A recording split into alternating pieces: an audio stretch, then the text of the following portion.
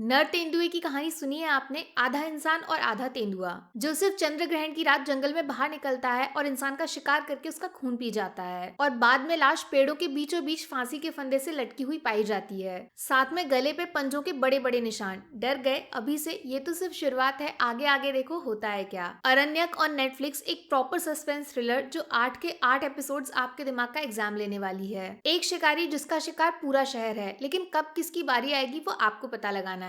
कहानी पहाड़ों के बीच जंगल के पड़ोसी शहर सिरोना की है, जहां पिछले 19 सालों से एकदम शांत एंड खुशी खुशी कैलेंडर की डेट्स आगे बढ़ रही हैं। लेकिन फिर शहर में ट्रांसफर होता है एक नए इंस्पेक्टर साहब का, जिनकी अलग ही अपनी एक पुरानी जिंदगी है, जिससे छुटकारा पाने को ये सिरोना की गलियों का सहारा लेना चाहते हैं। पर बुरी किस्मत, शहर में आते ही इनका स्वागत होता है एक खतरनाक मर्डर केस से, जहां विदेश से आई एक टूरिस्ट बच्ची की लाश जंगल के पेड़ों के बीच फांसी से झूलती हुई पाई जाती है। केस को सुलझाने में इंस्पेक्टर साहब की मदद करेंगी शहर की पुरानी इंस्पेक्टर मैडम, जो वैसे तो 1 साल की छुट्टी पे हैं, लेकिन इतना बड़ा केस, वो भी इतने छोटे शहर में, इसका इंतजार मैडम को पूरी जिंदगी रहा है, तो बस अपने सपने को जीने का मौका ये मिस नहीं करना चाहती। शक पूरा का पूरा नर तेंदुए पे है, जिसको देखा किसी ने आज तक नहीं, लेकिन किस्से कहानियों में वो हर इंसान के दिमाग में जिंदा है और 19 साल बाद फिर से शिकार पे निकल पड़ा है। लेकिन कहानी में ट्विस्ट आता है जब नर तेंदुआ तो नहीं बल्कि एक काला तेंदुआ पहले मैडम के घर पे, फिर बाद में इंस्पेक्टर साहब के ऊपर अटैक कर देता है, जिसमें जिंदगी मौत के बीच सिर्फ कुछ सेकंड का फासला बचता है। कहीं ऐसा तो नहीं शहर को बचाने वाले खुद किसी जानवर का शिकार बनने वाले हैं, वो भी सबसे खतरनाक जानवर?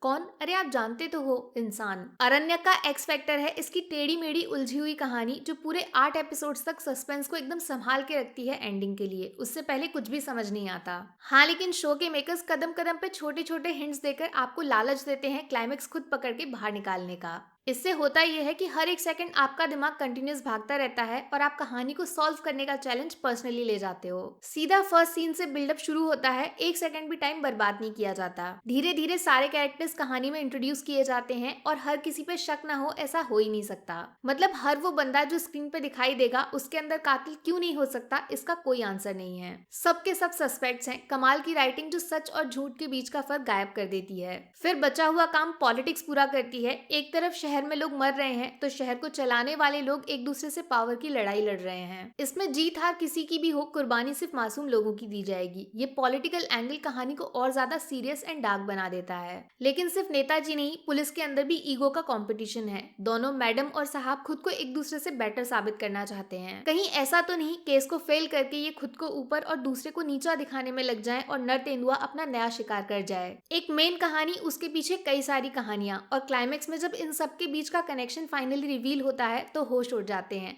सच आंखों के सामने था, लेकिन हम उसे बिल्कुल भी पकड़ नहीं पाए। सबसे जबरदस्त है अरण्यक की कास्टिंग। एक एक एक्टर अपने रोल से इश्क लड़ा रहा है। वो एक्टर्स जिनका नाम छोटा लेकिन काम बहुत बड़ा है। पोरोमरत बहुत ही गिफ्टेड एक्टर हैं। ये किसी भी रोल को एकदम इजी बना के प्रेजेंट कर सकते हैं। स्मार्ट लेकिन इमोशनल, पास्ट और प्रेजेंट को बैलेंस करते हुए शो को लीड करना। काश बॉलीवुड में ऐसा टैलेंट होता। Bengali cinema is really lucky. फिर रवीना मैम का कमबैक तो दमदार एंड असरदार होना ही था। पूरे 8 एपिसोड्स में 1 सेकंड के लिए भी इन्होंने पहाड़ी एक्सेंट को ड्रॉप नहीं किया। पोरोमरत के साथ स्क्रीन पे compete करना बिल्कुल भी आसान नहीं है, लेकिन रवीना मैम हर सीन में इतना इन्वॉल्व है कि इनके बिना शो को इमेजिन कर पाना इम्पॉसिबल होगा। और साइड कैरेक्टर्स की तो बात ही मत पूछो भाई, ये छोटे छोटे सपोर्टिंग रोल्स ही अरण्यक को स्पेशल बनाने का काम करते हैं। बहुत सारे कैरेक्टर्स हैं जिनको सही टाइम पे सही जगह पे इस्तेमाल करके ऑडियंस के दिमाग के साथ खेला जाता है। हर किसी की एक्टिंग इतनी जबरदस्त जो नर तेंदुए की कहानी को असली बनाने में कोई कसर नहीं छोड़ते। एक लास्ट चीज और सुन लो बस, ये जो जंगल वाली लोकेशंस हैं, ये शो में सस्पेंस वाला एक अलग ही फ्लेवर डाल देती हैं। आंखों को सुकून मिलता है पेड़ पौधे देखकर, लेकिन दिमाग भूल भुलैया में फंस जाता है। और पीछे पहाड़ों वाली ठंड प्लस खूबसूरती। नर तेंदुआ ना होता तो मैं खुद स्क्रीन के अंदर घुस जाती।